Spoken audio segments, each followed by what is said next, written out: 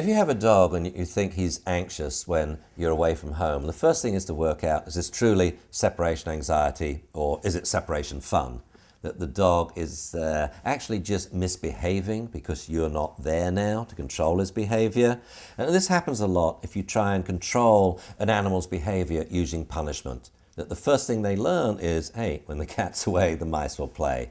I mean, I know dogs that learn when the owner takes a shower, they trash the kitchen. When the owner answers the phone, they go and get on the couch in the living room. That the misbehavior only happens when the owner is absent. So if that's the case, just train your dog.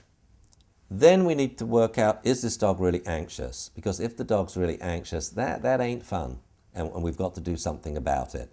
The signs of anxiety are the dog is salivating, he's panting, and he's pacing and sweating. You come home, you see wet paw prints on the floor. Well, if his water bowl's not overturned, he's probably very anxious.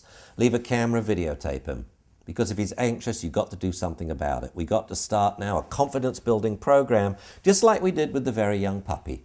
We've got to, when we're at home, sadly, not let the dog have unrestricted access to us. You see, that's what set the dog up for failure. He's now totally over-dependent on your presence, and he's falling apart when you're gone. We've got to teach the dog to stand on his own 4 paws. So put him in his crate beside you for 5 minutes with a stuffed chew toy, then 10 minutes, then 30 minutes. Then try it with the crate in a different room to you. And then with the crate indoors and you go outdoors. We've got to get the dog used to confinement, but to thoroughly enjoy confinement, to thoroughly enjoy being left at home alone. We've got to teach the dog a hobby. And the easiest hobby to teach is chewing chew toys. This dog only eats from chew toys.